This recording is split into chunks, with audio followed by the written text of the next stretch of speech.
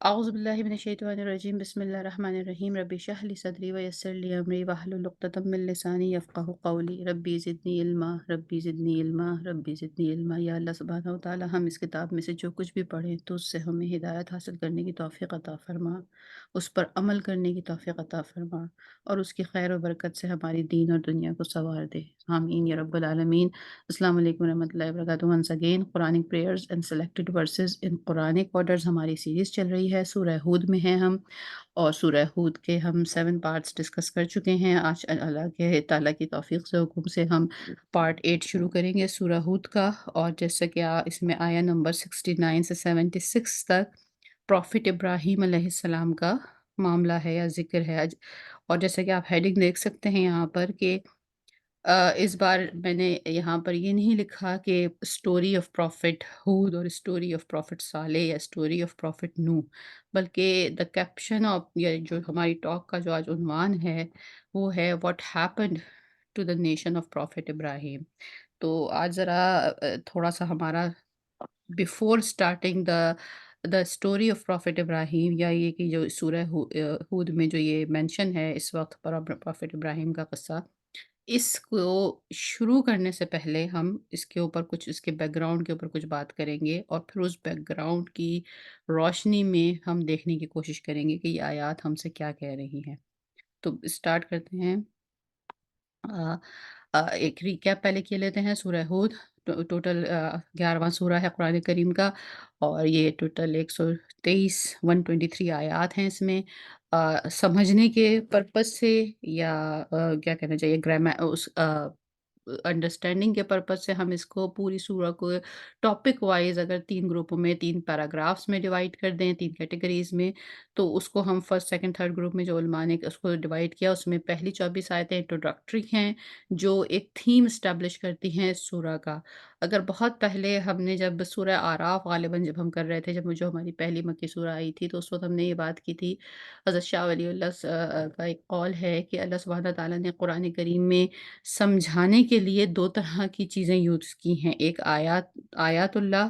آیات اللہ یعنی اللہ سبحانہ تعالیٰ کی آیات سے، جیسے چاند ہے، سورج ہے، زمین ہے، ستارے ہیں، انسان ہے، پودے ہیں، ہر چیز کے اوپر غور کرو۔ آیات اللہ، ذکر بآیات اللہ، یعنی اللہ تعالیٰ کی آیات کے ذکر سے انسان کو توجہ دلائی جائے۔ اور ایک چیز ہے ذکر بھی ایام اللہ، ایام اللہ مینز دنوں کے والے سے، ایسے امپورٹنٹ ڈیز۔ تو ایام اللہ سے مراد ڈائریکٹ ٹرانسلیشن تو اس کی دن ہی ہے، لیکن اس کی مراد یہ ہے کہ وہ دن جو کسی بھی قوم کے اوپر گزرے، کسی کی بھی نیشن کے اوپر گزرے، لوگوں کے اوپر گزرے، اور ان پرٹیکولر ڈیز میں انسان کے لیے کوئی سبق تھا۔ تو جو سورہ ہود ہے وہ ذکر بھی بالایام اللہ کے کیٹیگری میں آ جائے گا، کیونکہ اس میں بہت اسٹوریز ہیں۔ تو جو second group of the surahs ہے اس میں پورے ہم نے 7 اسٹوریز کا ذکر کیا تھا، آیا نمبر 25 سے لے کر آیا نمبر 99 تک 7 ذکر ہیں اور 7 قصے ہیں ان نیشنز کے جنہوں نے توبہ نہیں کی۔ جیسے کہ فرسٹ گروپ میں یہ اسٹیبلش ہوا کہ اس کا تھیم استغفار تھا،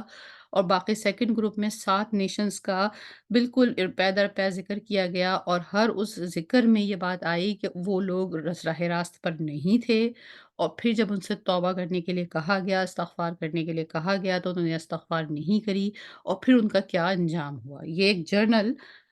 تقریر ہے جو سمجھانے کے لیے کی جا رہی ہے، اور اس کے بعد کے آخر کی جو آیتیں ہیں ان میں کنکلوژن ہوا ہے۔ اس حوالے سے اگر ہم دیکھیں تو جب ہم اس سیکنڈ گروپ کو ڈسکس کر رہے ہیں تو اب تک ہم نے سورہ نوح کے حوالے سے پڑھا، پھر سورہ ہود پروفٹ نوح کے حوالے سے پڑھا، پھر پروفٹ ہود کے حوالے سے پڑھا، پھر پروفٹ صالح کے حوالے سے پڑھا۔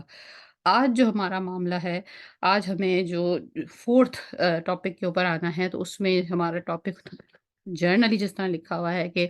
دا story of prophet Nuh, the story of prophet Hud, the story of prophet Salih. لیکن یہاں میں نے کیپشن ذرا چینج کیا ہے، اور میں نے یہاں لکھا ہے دا مینشن یعنی ذکر آف پروفٹ ابراہیم۔ آئی کی ناٹ سے دس از دا اسٹوری آف پروفٹ ابراہیم، اور یہ میں ایسا کیوں نہیں کہہ سکتی ہوں، اس کو ہم ابھی آگے جا کے ڈسکس کریں گے۔ تو بیسیکلی آج کا جو ہمارا جو فورتھ ٹاپک کہہ سکتے ہیں، فورتھ مینشن یعنی ذکر، اگر ہم عربک ورڈ ذکر یوز کریں، اور یہاں ہم کو یہ بات بھی سمجھ میں آتی ہے کہ الحمدللہ ہم جو اردو اسپیکرز بھی ہیں، ہم بھی قرآن کی جو کچھ ٹرمینالوجی ہے، کچھ الفاظ ہیں، ان کی ان کا جو ملٹی ڈائمینشنل اینگل ہے، اس کو انجوائے کر سکتے ہیں۔ جب انگلش میں ہم اسٹوری کہتے ہیں، تو ہمارے ذہن میں ایک بات یہ آتی ہے کہ ایک قصہ ہے جو شروع سے شروع ہوا اور پھر آخر میں آ کے ختم ہوا اور اس میں تمام ڈیٹیلز آ گئی۔ لیکن جب ہم کہتے ہیں اس نے اس کا ذکر کیا، تو ذکر کا مطلب ضروری نہیں ہے کہ ذکر میں ایک پورا قصہ شروع سے بیان کیا گیا ہو اور آخر تک لے کے گئے ہوں۔ ذکر ہم یہ بھی کہہ سکتے ہیں کہ اس نے کسی نے کچھ تھوڑی-سی بات بیچ میں کہیں سے مینشن کری، تو I just put the word mention here and we will discuss it کہ یہ میں نے انسٹیڈ آف اسٹوری یہاں مینشن کیوں لکھا ہے۔ تو یہ آیتیں آج 69 سے لے کر 76 تک ہیں، جس میں یہ حضرت پروفٹ ابراہیم علیہ السلام کا ذکر آیا ہے، اور پھر ان کی نیشن کے متعلق ہم بات کریں گے یہاں پر۔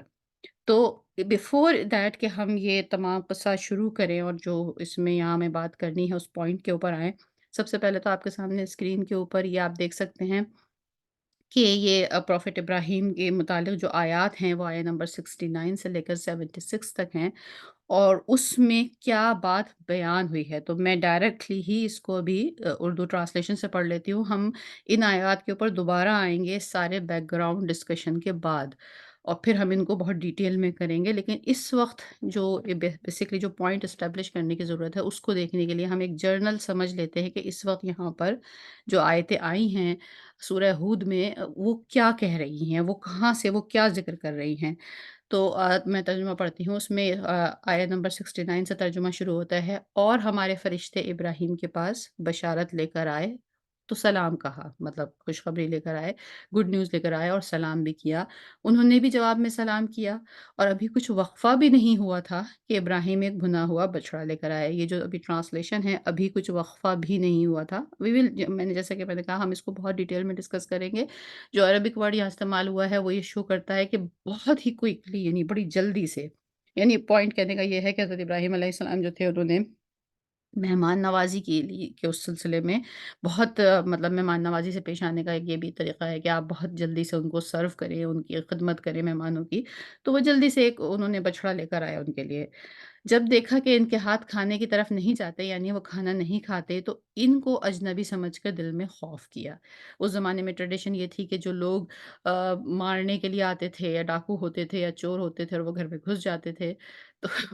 تو کم از کم ان کے اندر بھی اتنی اتنی غیرت، اتنی شرم، اتنی ویلیوز ہوتی تھیں کہ پھر وہ اس گھر کا کھانا نہیں کھاتے تھے کہ بھئی ہم مارنے آئے ہیں۔ تو لہٰذا جب وہ انہوں نے دیکھا کہ یہ فرشتے کھانا نہیں کھا رہے ہیں، تو انہوں نے کہا، دل میں یہ خوف کیا کہ بھئی شاید ان کی انٹینشنز ٹھیک نہیں ہے۔ تو فرشتوں نے کہا کہ آپ خوف نہ کیجئے، ہم قوم لوط کی طرف ان کے ہلاک کرنے کو بھیجے گئے ہیں۔ اور ابراہیم کی بیوی جو پاس ہی کھڑی تھی، تو ہنس پڑی۔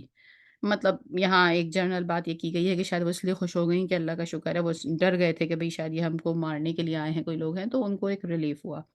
اور تو ہم نے ان کو اسحاق کی، اور اسحاق کے بعد یعقوب کی خوشخبری دی، یعنی فرشتوں نے ان کو ایک گڈ نیوز دی کہ آپ کے ہاں بیٹا ہوگا اور پوتا بھی ہوگا۔ تو اس نے کہا کہ اے ہے میرے بچہ ہوگا، میں تو بڑھیا ہوں اور میرے میاں بھی بوڑھے ہیں، یہ تو بڑی ہی عجیب بات ہے۔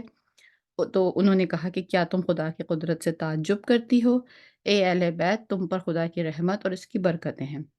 اور وہ سزاوار تعریف بزرگوار ہے۔ جب ابراہیم سے خوف جاتا رہا، یعنی جب فرشتوں کا آنے کا مقصد سمجھ میں آ گیا حضرت ابراہیم کو، تو اور ان کو خوشخبری بھی مل گئی، تو قوم لوط کے بارے میں لگے ہم سے بحث کرنے، اور وہ جب فرشتوں نے ان کو بتا دیا کہ ہم تو بیسکلی وہاں جا رہے تھے، تو ہم آئے ہیں اس لیے آپ کو بیچ میں راستے میں آپ کو یہ بات بتانے کے لیے۔ تو اب حضرت ابراہیم کو ان قوم لوط کی فکر شروع ہوئی، اور انہوں نے ان کے لیے معاملے میں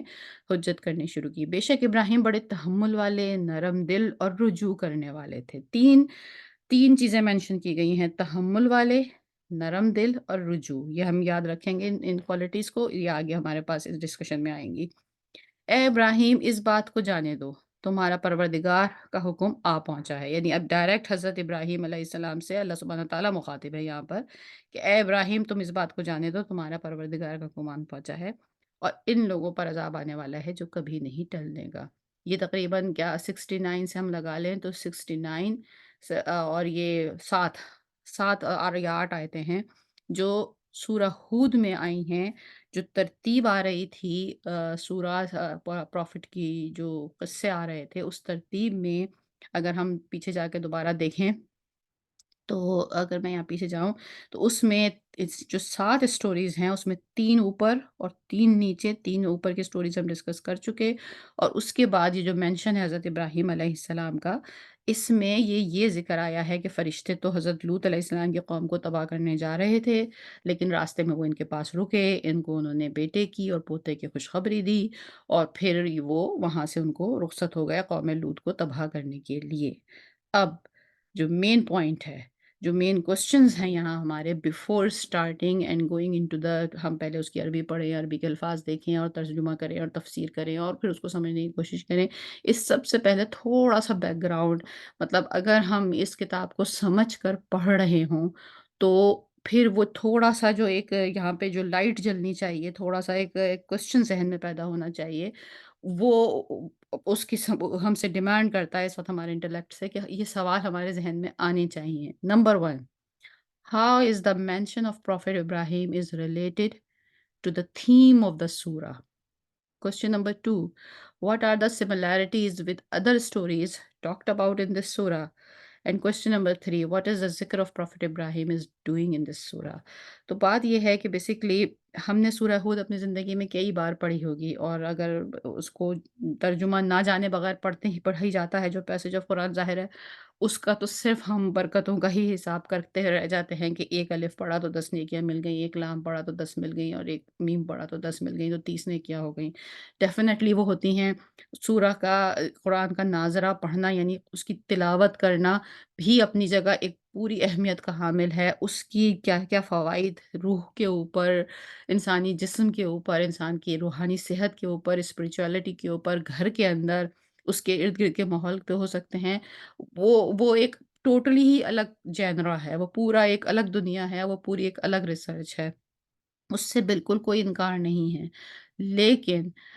ونس اگین جب بات ہم یہ کرتے ہیں کہ یہ کتاب ہماری رہنمائی کے لیے آئی ہے، اور جب نبی کریم صلی اللہ علیہ وسلم اس دنیا سے جاتے ہوئے فرماتے ہیں کہ اب میں تمہارے بیچ یہ کتاب چھوڑے جا رہا ہوں، تمہیں جو بھی مسئلہ ہے، جو بھی ہدایت پانی ہے، تمہیں اس کتاب سے پانی ہے، تو بھائی ہدایت تو ہم جب پائیں گے جب ہم اس چیز کو سمجھ پائیں گے۔ جب ہم اس کو سمجھ ہی نہیں پائیں گے تو نہ ہم اس کی خوبصورتی کو ایڈمائر کر پائیں گے، نہ ہم اس میں سے کوئی اپنے لیے سلوشن نکال پائیں گے، نہ ہم اس کتاب سے ریلیٹ کر پائیں گے، نہ ہی ہمارا اس کتاب سے رشتہ جڑ پائے گا۔ اور یہی انفارچونیٹلی ہماری سچویشن رہی اس کتاب کے ساتھ کہ ہم دنیاوی جو جو مضامین تھے یا جو جو چیزیں تھیں، ہم نے سوچا شاید وہاں ہی ریسرچ ضروری ہے، اسی کو زیادہ سمجھنا ضروری ہے۔ اس کتاب کا معاملہ صرف اتنا ہے کہ اس کو ہم خوبصورت سے کور چڑھاتے جائیں، اس کو چومتے چاٹتے جائیں، اس بات کا احتیاط کریں کہ یہ نیچے نہ رکھ دی جائے، اس کے احترام میں کچھ کمی نہ ہو، اور پھر ہم اس کو آ، کچھ کچھ ورق گردانی اس کی کرتے جائیں بغیر سمجھے، اور بہت ہی زیادہ جو ہم میکسیمم اس کتاب کا حق ادا کرنے کو سمجھتے ہیں وہ یہ کہ اب جیسے رمضان شریف آ رہا ہے، رمضان کا مہینہ، اس میں ہم اس کی بہت زیادہ نمبر آف ٹائم تلاوت کر لیں، اور یہ ہماری طرف سے قرآن کا حق ادا ہو گیا، تو ڈیفینیٹلی پھر نو ڈاؤٹ کہ آج ہم ایز اے امہ اپنے آپ کو جس حالت میں پاتے ہیں ہم وہاں کھڑے ہوں، کیونکہ یہ کتاب آئی تھی ہدایت کے لیے، راستہ بتانے کے لیے۔ جب ہم اس کو سمجھ ہی نہیں سکتے اور اس کی باریکیوں کو کھول ہی نہیں سکتے تو پھر ہم اس چیز کو کیسے سمجھ پائیں گے؟ تو ون کمنگ بیک اس سارے ذکر کے بعد کہ حضرت ابراہیم علیہ السلام کا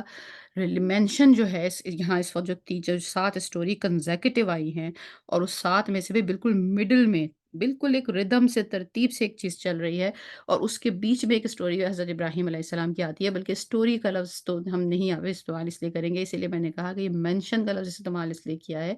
کہ اسٹوری تو پوری شروع سے آخر تک کی ایک چیز کو کہتے ہیں، یہاں تو ایک اینگل، ایک زاویہ ڈسکس ہوا ہے حضرت ابراہیم کے بارے میں۔ تو حضرت ابراہیم کا یہاں پہ ذکر ہوا ہی کیوں ہے؟ تو اس بات کو سب سے پہلے کوسچن جو ہے،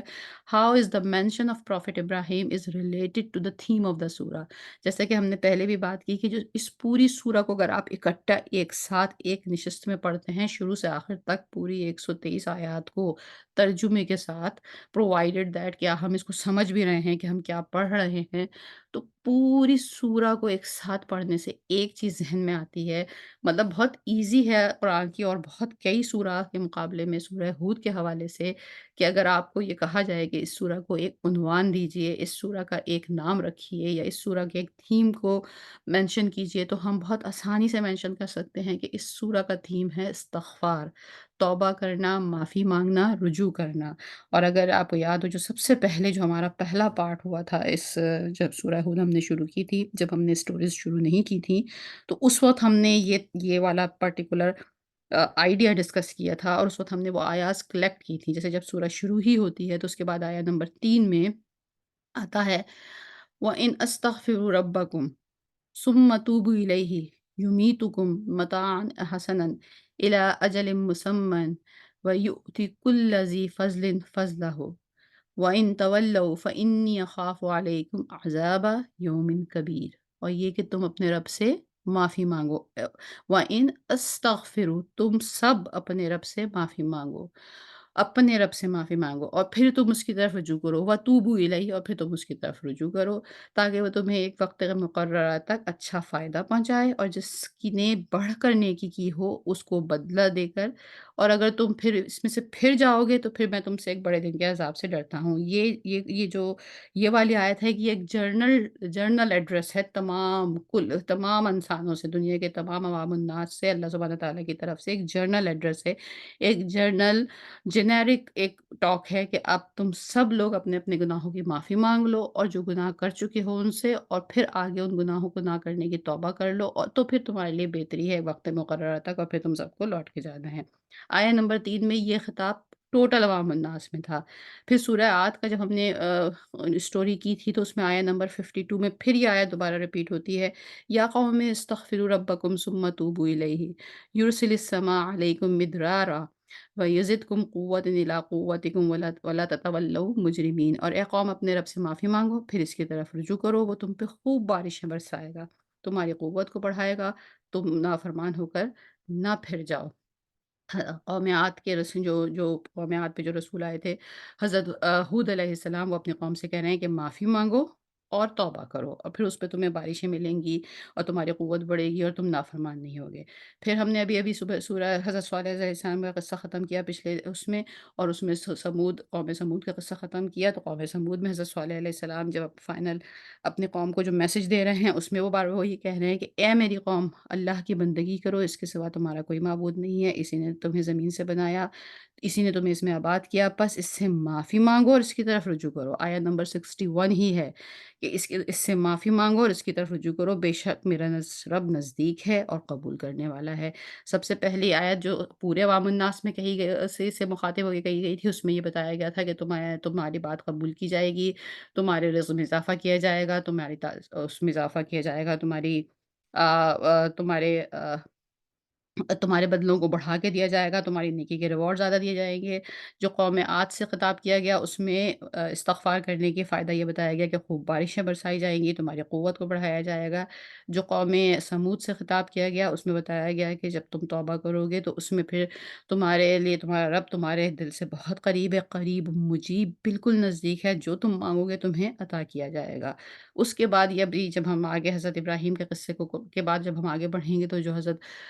शुएब अलैहिस्सलाम का किस्सा आ रहा है, वो भी अपनी कौम से ये कहते हुए नज़र आ रहे हैं कि अपने अल्लाह से माफ़ी माँगो और फिर इसकी तरफ रुजू करो। वस्तगफिरु रब्बकुम सुम्मा तूबू इलैहि। इतना रिपीटेडली ये आयत रिपीट हुई है इस सूरा में कि जो बहुत ही कम अरबी की नॉलेज भी रखने वाला है, या जो जैसा एक बहुत ही ज़्यादा डेप्थ ग्रामेटिकली और बहुत ज़्यादा एक अच्छा इल्म अरबी का नहीं रखता, वो भी इस चीज़ को कैच किए बगैर नहीं रह सकता कि ये आयत बार बार बार बार बार बार रिपीट हो रही है। व अस्तगफिरु रब्बकुम सुम्मा तुबू इलैहि इन्न रब्बी रहीमुन वदूद। और फिर इसकी तरफ रुजू करो, बेशक मेरा रब बहुत मेहरबान और मोहब्बत करने वाला है। इस्तग़फ़ार का एक ये भी फ़ायदा नज़र आ रहा है कि अल्लाह ताला मेहरबान है और मोहब्बत करने वाला है। तो ये बेसिकली हम कर चुके हैं इससे पहले कि ये थीम ऑफ द सूरा नज़र आ रहा है हमको, और फिर उसके बाद जो सेकंड पार्ट ऑफ द सूरा है उसमें जहाँ स्टोरीज़ आनी शुरू हुई हैं, तो वो स्टोरीज़ एग्ज़ैक्टली मैच हो रही हैं अपने थीम के साथ, कि बार-बार बताया जा रहा है कि जितनी कौमें आईं और उन कौमों से जब तौबा करने के लिए कहा गया और फिर जब उन्होंने तौबा नहीं की तो फिर उनका क्या अंजाम हुआ। उस हवाले से अगर क्वेश्चन नंबर 1 जो हमारा है कि how is the mention of prophet Ibrahim is related to the theme of the सूरा, तो उस हिसाब से जो एक इंसानी अक़ल और शऊर हम एक आम इंसान रखे, और जैसा कि मैंने कहा कि हम समझ के अगर सूरा को पढ़ रहे हों, तो यहाँ पे बहरहाल एक स्टॉप करना बिल्कुल बनता है, और एक ये सवाल ज़हन में आना बिल्कुल बनता है कि ये बाकायदा बात तो बिल्कुल किसी और पैराए में चल रही है। एक तकरीर है जो शुरू हुई है, एक उस्ताद है जिसने अपने तालिब इल्मों से ये कहना शुरू किया है कि भई देखिए, आप जो हैं, आप अगर इस्तिग़फ़ार नहीं करेंगे, आप तौबा नहीं करेंगे, तो आपका आपके साथ अच्छा नहीं होगा, और अल्लाह सुब्हानहू व तआला ने फ़रमाया है तौबा करके मेरी तरफ पलट आओ, तो फिर ये फ़ायदे होंगे। उसके बाद देखो फलाँ कौम ने ऐसा किया, उनके साथ ये हुआ। फिर आद की कौम ने किया, फिर हूद के उन्होंने समूद की कौम ने किया, फिर नूह की कौम ने किया, और उनके साथ ये हो रहा है। तो बिल्कुल एक तरतीब चलती चली आ रही है। अब अचानक बीच में किस्सा आया है जिसमें हज़रत इब्राहीम अलैहिस्सलाम का कि की जो लाइफ़ है उसमें से एक एंगल बयान किया गया है, जो जिसमें कि जो अभी हमने आयतें पढ़ी कि वो लूत की कौम की तरफ जा रहे थे, और लूत की कौम की तरफ जाते-जाते बीच में फ़रिश्ते रुके और उन्होंने हज़रत इब्राहीम से ये मुकालमा किया। तो ये जो पर्टिकुलर पैसेज है ये बिल्कुल रेलेवेंट नहीं लगता टॉपिक वाइज़ कि ये यहाँ क्यों रखा गया है? मगर हमारा ईमान ये है कि कुरान में कोई बात इज़ाफ़ी नहीं है। नबी करीम सल्लल्लाहु अलैहि वसल्लम की ज़िंदगी में, पूरी ज़िंदगी में आपके मुँह से जो अल्फ़ाज़ निकले हैं, चाहे वो वही के थ्रू हों या वही के अलावा भी हों, उसके मुतालिक भी ये फ़रमाया जाता है कि वो बेकार नहीं थे, वो हर चीज़ चुनिंदा थी, हर चीज़ का एक मतलब था। तो ये कैसे मुमकिन है कि इस किताब में इस तरह की कोई ऐसी चीज़ हो जिसको हम कहें कि ये इज़ाफ़ी है या इर्रेलेवेंट है या इसका इस जगह से कोई ताल्लुक़ नहीं है। ये तो फिर हमारे ईमान से कंट्राडिक्शन हो जाएगी। तो इसका मतलब है कि यहाँ थोड़ी देर रुकना और ये सोचना बनता है कि इस मामले का इस बाकी सारे किस्से के साथ क्या ताल्लुक़ है। ये बिल्कुल ऐसा ही है जैसे कि हम आम दुनिया में किसी से कुछ बात कर रहे हों, एक रिदम में एक बात करते चले जा रहे हों और बीच में हम एक बिल्कुल ही एक अलग बात कहें जिसका उस पूरी बात से कोई ताल्लुक़ ना हो। तो वो चीज़ हम दुनिया में तो हम ये उस आदमी का तमस्खुर उड़ा सकते हैं, मज़ाक कर सकते हैं कि भई ये कितनी बेरहम बात की है इन्होंने, कैसी एक आउट ऑफ द कॉन्टेक्स्ट बात कर दी है। लेकिन ये किताब में मौजूद है, कुरान में मौजूद है, और बिल्कुल इन द मिडल आप ये देखिए माशाल्लाह, यहाँ आकर फिर इंसान का दिल झुकता है, और यहाँ आकर फिर अगर वो इस तरह की चीज़ों को अनफ़ोल्ड करता है, ऐसी बातों को खुद वो थोड़ी देर रुक कर सोचता है और फिर खोलता है और फिर देखता है, तब उसको इस किताब की खूबसूरती समझ में आती है। जब उसके दिल से वो सुभान अल्लाह निकलता है वाक़अतन, जिसमें एक हकीकत होती है, एक प्योरिटी होती है, खुलूस होता है, और फिर उसका दिल इन किताबों से अटैच होता है और इसकी इस मैसेज से अटैच होता है। तो नंबर 1 अब तक सो फ़ार जो हमने बातचीत की, उसका एक एक अब तक का लुब-ए-लबाब अगर हम इस बात को सम अप करें तो वो ये समझ में आता है हमको कि प्रॉफ़ेट इब्राहीम का जो ज़िक्र सूरह हूद में जो आया है, मिडल ऑफ़ द 7 स्टोरीज़, वो हमको बज़ाहिर रिलेट करता नज़र नहीं आता है उस थीम के साथ, उस रिदम के साथ जो पूरी सूरह में चल रहा है। तो एक चीज़ तो अब तक हमने ये एस्टेब्लिश की। नंबर 2, हमारे पास उसके बाद क्वेश्चन नंबर 2 जो है, हम क्वेश्चन नंबर 2 की तरफ आते हैं। What are the similarities with other stories talk about in this सूरा? तो एक बात तो सबसे पहले हमने ये बात एस्टेब्लिश कर ली कि हज़रत इब्राहीम की स्टोरी का जो एक थीम है, बाकी सारी स्टोरीज़ जो वहाँ पर मेंशन की गई हैं, उनका थीम एक है, इस्तिग़फ़ार करो, तौबा करो, अल्लाह की तरफ पलट आओ, और उस पलट आने में तुम्हें ये इनामात मिलेंगे, वरना तुम फिर नुकसान में चले जाओगे। ये मामला नहीं नज़र आता इन आयात में जो हज़रत इब्राहीम का यहाँ पे मेंशन है। फिर number 2, what are the similarities? तो हो सकता है कोई सिमिलैरिटीज़ हों, कोई ऐसे मामलात हों, कोई ऐसी चीज़ें हों जो आपस में रिलेट कर रही हों और जिसकी वजह से ये किस्सा इस तरह बयान हुआ है। तो उस सिमिलैरिटीज़ को देखने के लिए हमें दोबारा थोड़ा-सा हम मज़ीद डिग डाउन करने के लिए अगर हम दोबारा अपने आप से एक सवाल पूछें कि what we know about all other किस्साज़, किसास कहते हैं, प्लूरल है किस्सा की, कि जो पूरे जो किस्सा जो बयान किए गए हैं इस सूरा में, तो उसमें क्या हम क्या जानते हैं? अगर हम सम अप करें इस चीज़ को अपने बारे में, एक एक इस सारे इस क्वेश्चन को क्लियरली समझने के लिए हम दोबारा से एक रीकैप करें कि अब तक जो कुछ हमने पढ़ा है, तो हम क्या जानते हैं उसके बारे में। तो नंबर 1 सबसे पहले हमने स्टोरी ऑफ प्रॉफिट नूह की है। तो स्टोरी अगेन वर्ड वही स्टोरी का जो लफ्ज़ है, اس سے جرنلی ٹرمینالوجی وائز ہمارے دماغ میں یا بچوں کے دماغ میں یا ایسی چیز آتی ہے، جیسے ہم بچپن سے ایک اسٹوری سنتے تھے کہ جو شروع ہوتی تھی، اس میں ایک بچہ ہوتا تھا، اس کا ایک لائف شروع ہوئی، پھر بیچ میں کیا ہوا، پھر اینڈ کیا ہوا، مطلب اس میں باقاعدہ ایک ابتدا، ایک مڈل کہانی اور پھر ایک اینڈ کے آخر میں پھر وہ لیونگ ہیپیلی ایور آفٹر والا اینڈ میں ہوتا تھا۔ تو مطلب وہ پورا ایک پورا متن ہوتا تھا۔ تو جب اسٹوری جب ہم بات کرتے ہیں تو اگین اسی لیے ہم اب یہاں پر ورڈ قصہ یوز کریں تو زیادہ بہتر ہوگا، کیونکہ قصہ کا مطلب ایک اسٹوری بھی ہو سکتا ہے، لیکن قصے کا مطلب یہ ہوتا ہے کہ ضروری نہیں ہے کہ کسی شخص کے متعلق جو ساری معلومات ہمارے پاس ہیں، ہم نے وہ بیان کی ہوں۔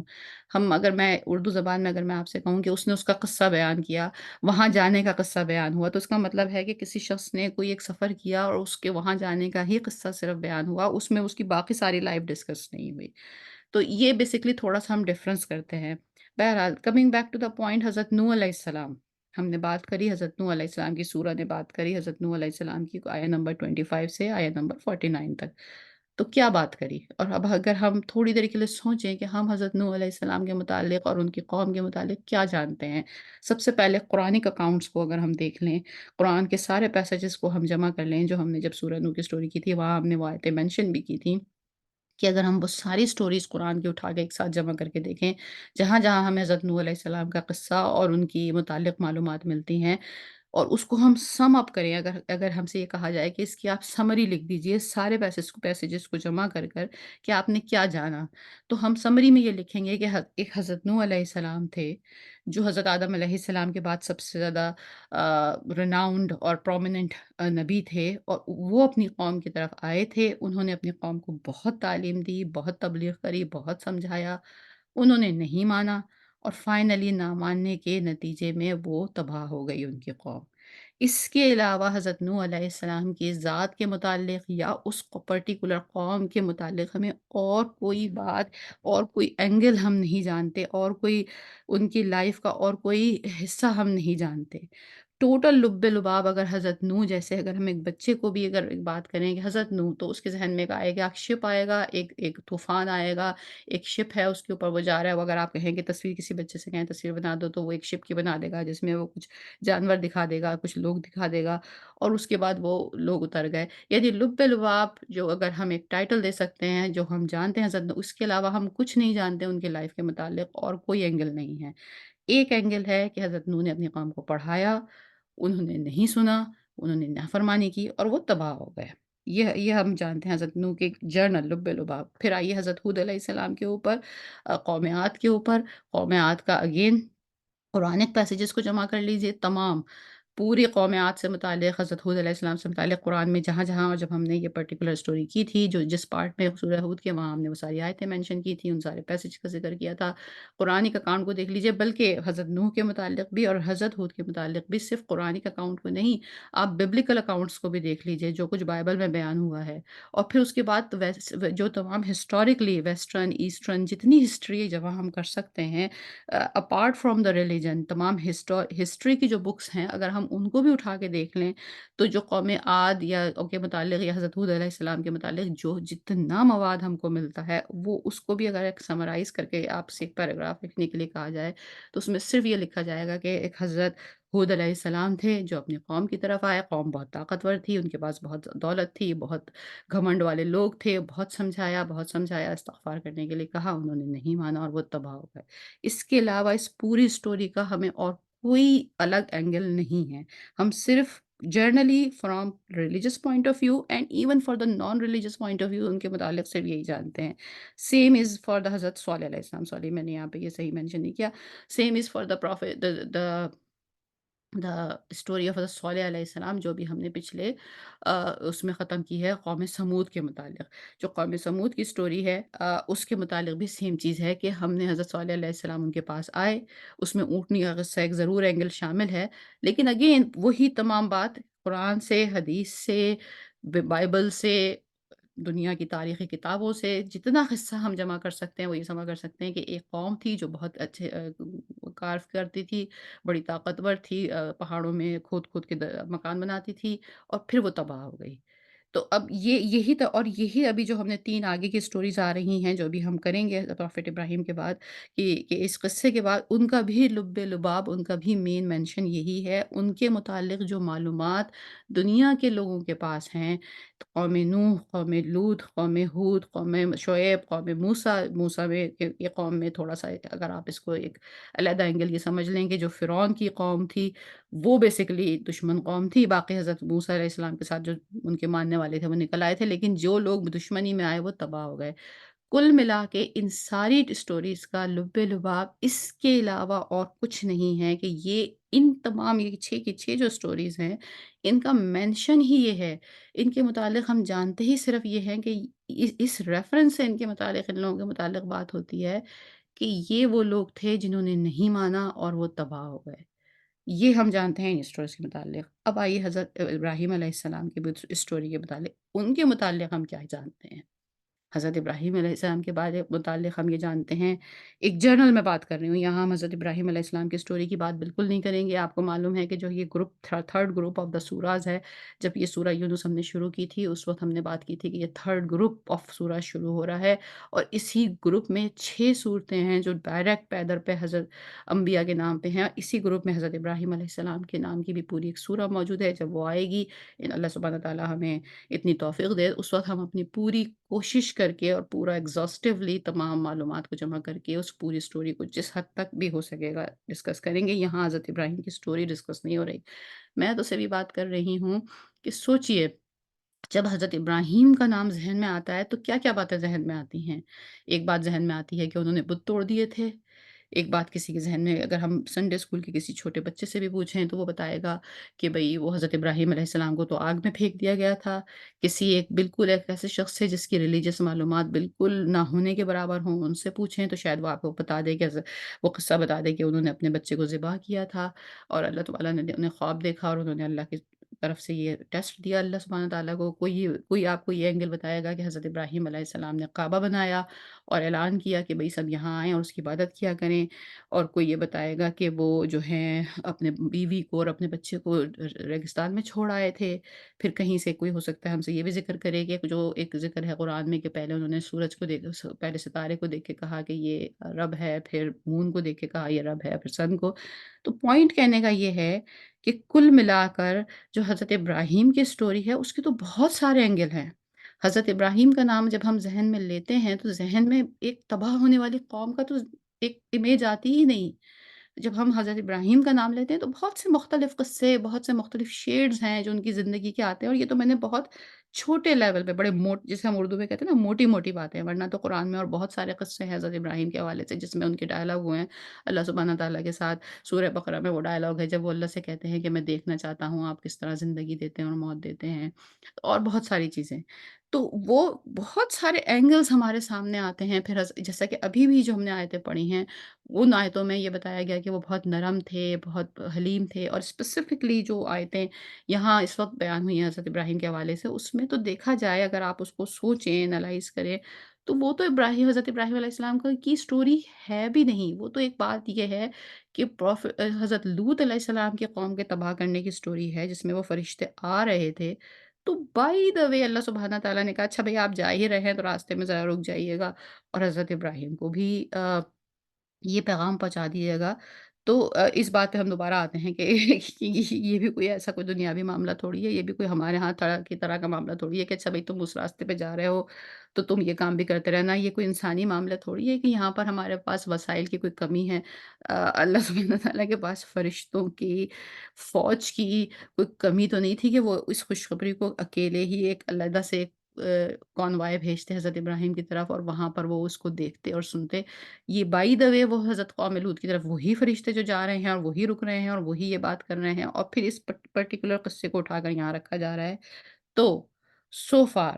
بیسیکلی اب تک یہ پتہ یہ چلا کہ حضرت ابراہیم علیہ السلام کی قصے کی، یا حضرت ابراہیم علیہ السلام کا جو کانسیپٹ ایز اے مسلمان ہم لوگوں کے ذہن میں ہے، یا ایون ایز اے نان مسلم لوگوں کے ذہن میں ہے، اس کی کوئی سملیرٹی نہیں ہے اس بات سے کہ جو یہ 3 قصے یا 6 قصے اس سورہ میں تواتر کے ساتھ بیان کیے گئے ہیں۔ اور جیسا کہ میں نے کہا اور میں پھر ریپیٹ کرتی ہوں کہ قرآن کریم کی بہت ساری صورتیں ایسی ہیں جس میں یہ ڈیسائیڈ کرنا ایک انسانی ذہن کی سوچ کے ساتھ کہ ہماری جو لمیٹڈ کیپیسٹی ہے اس کے ساتھ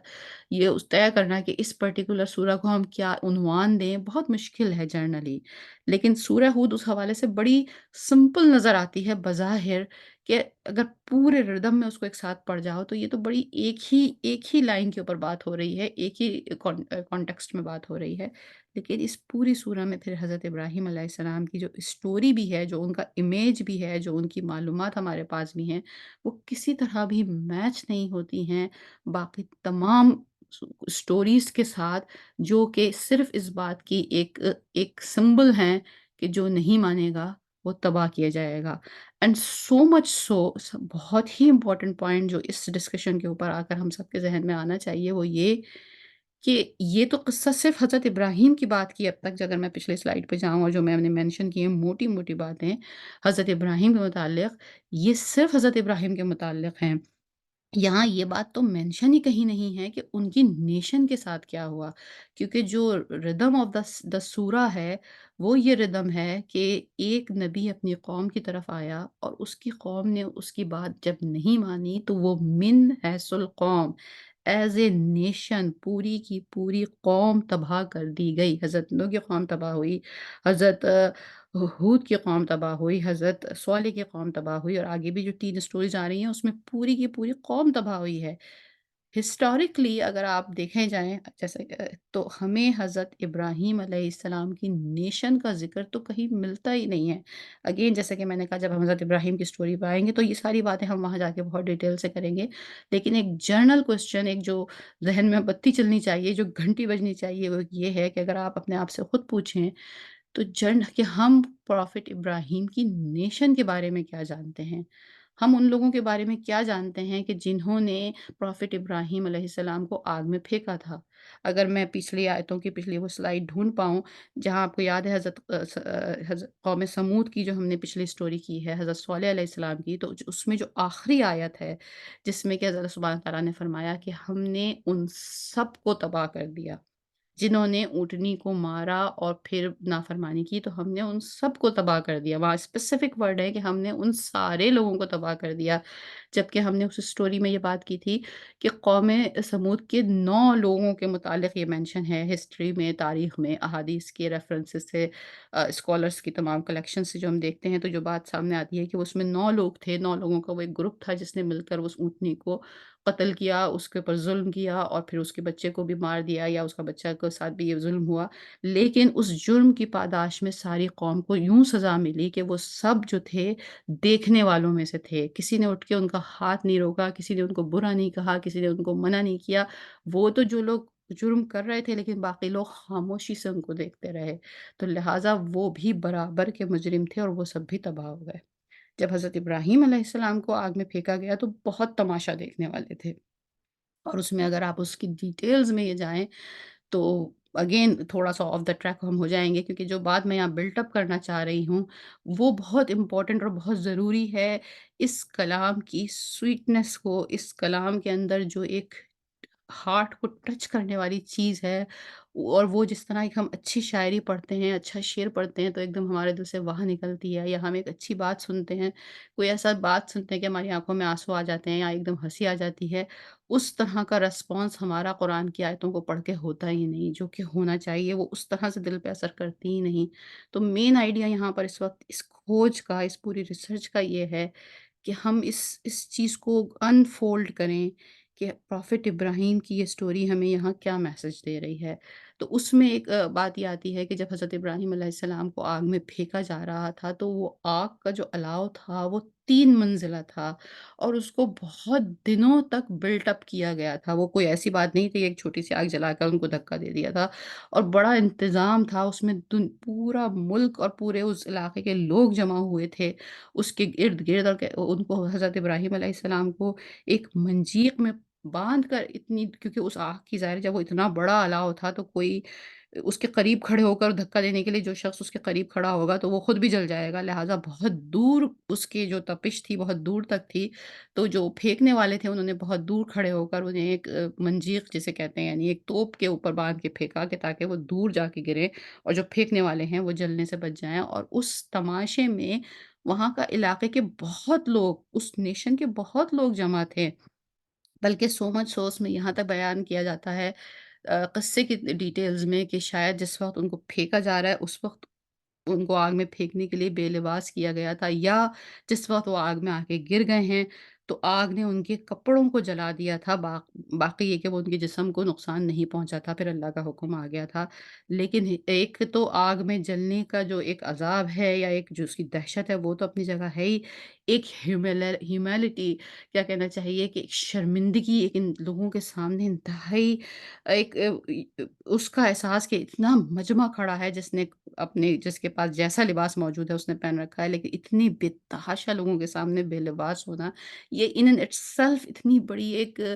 اذیت ہے۔ تو اسی لیے کہتے ہیں کہ جب قیامت والے دن سب لوگ میدان حشر میں اٹھائے جائیں گے، وہ سب بے لباس ہوں گے، اور حضرت عائشہ رضی اللہ تعالیٰ عنہا نے نبی کریم صلی اللہ علیہ وسلم سے سوال کیا کہ یا رسول اللہ، مطلب مرد اور عورت سب بے لباس ہوں گے تو کیا سب ایک دوسرے کو دیکھیں گے نہیں؟ اور نبی کریم صلی اللہ علیہ وسلم نے فرمایا کہ عائشہ وہ اتنا سخت دن ہوگا کہ لوگ اتنی زیادہ اپنی اس میں ہوں گے، اپنی مصیبت میں ہوں گے کہ ان کو کوئی پرواہ نہیں ہوگی کہ کس کے پاس لباس ہے اور کیا نہیں ہے۔ تو اس وقت جب پورا میدان سج جائے گا، عدالت سج جائے گی، سب کچھ ہوگا، تو سب سے پہلا لباس جو عطا کیا جائے گا وہ حضرت ابراہیم علیہ السلام کو کیا جائے گا، in return of that thing کہ اس وقت دنیا میں وہ سارے لوگ جب جن کے پاس جیسا بھی لباس تھا، چاہے امیر تھا یا غریب تھا، لیکن ان کو وہ اس درد اور اس تکلیف سے گزرنا پڑا۔ بٹ کوشچن یہاں پہ حضرت ابراہیم علیہ السلام کے اس حوالے سے نہیں ہے، کوشچن ذہن میں اس وقت یہ آتا ہے from the reference of this سورہ، کہ یہ جو سورہ کا جو ایک ردم چل رہا ہے اور اس کا جو ایک ریفرنس چل رہا ہے، اس حوالے سے ذہن میں سوال یہ آتا ہے کہ پھر ان سب لوگوں کے ساتھ کیا ہونا ہوا اور کیا ہونا چاہیے تھا؟ جو اسٹوری کا جو ردم ہے، سورہ کا جو ردم ہے، اس کے حوالے سے تو پھر خبر یہ آنی چاہیے تھی کہ حضرت ابراہیم علیہ السلام جب وہاں سے تشریف لے گئے تو ان سب لوگوں کے اوپر ایک بہت بڑا عذاب آیا، جنہوں نے آگ میں جلتے ہوئے دیکھا، جنہوں نے کچھ نہیں کیا، جنہوں نے اس بے لباس ہوتے ہوئے اس جلیل القدر صاحب پیغمبر کو دیکھا اور انہوں نے کچھ نہیں کیا، تو ایک پھر اس سرزمین پر کی اس زمین پر کہتے ہیں عراق میں شہر ارم ہے جہاں پہ حضرت ابراہیم علیہ السلام پیدا ہوئے تھے، اور زمانے میں جو بادشاہ تھا وہ بابلون کا بادشاہ تھا، جسے عرف عام میں نمرود کہا جاتا ہے۔ تو وہ نمرود سے یہ تمام ڈائیلاگ بھی قرآن میں موجود ہیں، تو پھر تو ہونا یہ چاہیے کہ بڑا کلیئر کٹ قرآن میں ایک اسٹوری ہونی چاہیے تھی کہ پروفٹ ابراہیم کی جو نیشن تھی، وہ جو کنگ نمرود تھا اور وہ جو بابلون کا بادشاہ تھا، وہ سب تباہ ہو گئے اور وہاں عذاب آیا، اور اب وہاں پر ہو سکتا ہے ایک آگ لگ جانی چاہیے تھی، جیسا کہ ہم دیکھ رہے ہیں کہ جو قومیں جیسا جیسا سلوک کرتی تھیں ان کو ویسا ویسا عذاب دیا جاتا تھا۔ یہ بات بھی ہم نے ڈسکس کی پوائنٹ میں اب تک 3 سٹوریز میں، تو پھر ہونا یہ چاہیے تھا کہ ایک بہت بڑی آگ ہوتی جو ان سب کو جلا دیتی۔ لیکن نہ تو قرآن میں، نہ تو بائبل میں، نہ ہی ایون ہسٹری کے بکس میں نیشن آف ابراہیم علیہ السلام کے متعلق کوئی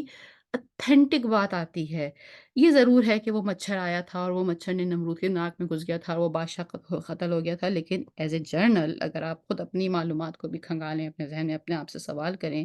کہ کیا ہم یہ جانتے ہیں کہ حضرت ابراہیم علیہ السلام کی قوم تباہ کر دی گئی تھی؟ تو جواب آئے گا کہ نہیں۔ کیا ہوا تھا اس کے ساتھ؟ اور پھر اس سے بھی زیادہ سرپرائزنگ سچویشن آپ کے لیے اس وقت ہوگی کہ جب یہ اتنی بہت ساری ریسرچ کر کے اور آپ آخر میں آئیں گے اور آپ کو یہ نظر آئے گا کہ بظاہر ایسا محسوس ہوتا ہے کہ حضرت ابراہیم علیہ السلام کی نیشن کے ساتھ من حیث القوم ایز اے فل نیشن جو ہوا، اس کی مینشن ہسٹری میں بھی کہیں نہیں ہے۔ یعنی نہ تو یہ ہے کہ وہ تباہ ہوئی، نہ یہ ہے کہ وہ تباہ نہیں ہوئی، مطلب کتابیں خاموش ہیں۔ آپ کو یاد ہوگا جب قوم عاد کی سٹوری ہم کر رہے تھے اور اس میں یہ تھا کہ وہ وہاں پر کھنڈرات ہیں اور وہ عبرت کے نشان ہیں، اور جس وقت یہ آیتیں نازل ہوئیں تو وہاں قوم عاد کی جو نشانات تھے اس ڈیزرٹ میں وہ کہیں نہیں تھے، اور لوگ یہ بعد میں بہت عرصے تک قرآن کے آنے کے بعد بھی یہ کہتے رہے کہ یہ ایک جھوٹی کتاب ہے، اس میں لکھا ہوا ہے کہ عاد کی قوم کے روئنز ہیں اور ان کو دیکھ کر عبرت ہوتی ہے، وہاں تو کوئی روئن نہیں ہے، وہاں تو خالی ڈیزرٹ ہے اور صحرا ہے۔ اور اس سب کے بعد ہم بہت ریسنٹلی 1995 میں جا کر سیٹلائٹ سے وہ پکچرز آئیں کہ جس میں پتہ چلا 100 metre 100 metre down in that desert ایک پورا وہ شہر ہے، اور اس کے جو سمبلز ہیں، اس کی جو چیزیں ہیں وہ ملتی ہیں اس ساری ڈسکرپشن سے جو قرآن میں موجود ہے۔ اس وقت جب ہم یہ سٹوری کر رہے تھے تو اس وقت آپ کو یاد ہوگا ہم نے یہ بات ڈسکس کی تھی کہ اگرچہ کہ یہ اس روئنس کے متعلق جو ہے اور کہیں کچھ نہیں ہے، لیکن ایسا لگتا تھا کہ سینہ بہ سینہ اللہ سبحانہ تعالیٰ نے اس اسٹوری کو ختم نہیں ہونے دیا۔ علاقے کے بدو جانتے تھے کہ ہاں یہاں ایک شہر ہوا کرتا تھا، یہاں ایک شداد کی جنت ہوا کرتی تھی، اور اس اسٹوری میں اتنا جوس رکھا گیا، اس اسٹوری میں اتنی دلچسپی رکھی گئی کہ ایک کے بعد ایک آنے والی صدیوں ہزاروں سال پہلے کی اسٹوری ہے قوم عاد کی، لیکن اس اسٹوری کو مرنے نہیں دیا گیا، وینش نہیں ہونے دیا گیا۔ اگرچہ کہ وہ اسٹوری جو ہے اس میں وہ جو اس کے کھنڈرات ہیں اس کا ذکر جو ہے وہ تو اب 1995 میں آ کر ڈسکور ہوا، لیکن قوم عاد کی اس خوبصورت جنت کی اسٹوری کو مرنے نہیں دیا گیا۔ کوئی طاقت تھی جو اس اسٹوری کو باقی رکھے ہوئے تھی، اور سم ہاؤ سینہ بہ سینہ ایک یہ ٹیل چلی آتی تھی کہ یہاں ایک شہر تھا اور جو کہ وہ بہت سونے چاندی کا تھا اور سم تھنگ تھا۔ تو جب ایک طاقت، اور بعد میں پھر ہم نے اس کو ڈسکور کیا کہ وہ اللہ سبحانہ تعالیٰ ہی کی ایک غیبی طاقت تھی جو چاہتی تھی کہ یہ اسٹوری مر نہ جائے، جس نے آج آ کر اس دور میں سائنٹیفکس کو فکلی یعنی سیٹلائٹ کے ذریعے سے وہ ڈسکوری ہوئی ہے۔ تو یعنی وہ سیٹلائٹ کی ڈسکوری ہی بیسکلی ریزن اس کا یہ بنا کہ وہ ایک انٹرسٹ موجود تھا تھرو آؤٹ دا ہسٹری۔ تو جب ایک اسٹوری کو زندہ رکھا جا سکتا تھا سینہ بہ سینہ، یہ تو حضرت ابراہیم سے بھی ہزاروں سال پہلے کی اسٹوری تھی، تو پھر ایسا کیسے ہوا کہ حضرت ابراہیم کی نیشن کے بارے میں تاریخ بھی خاموش ہے،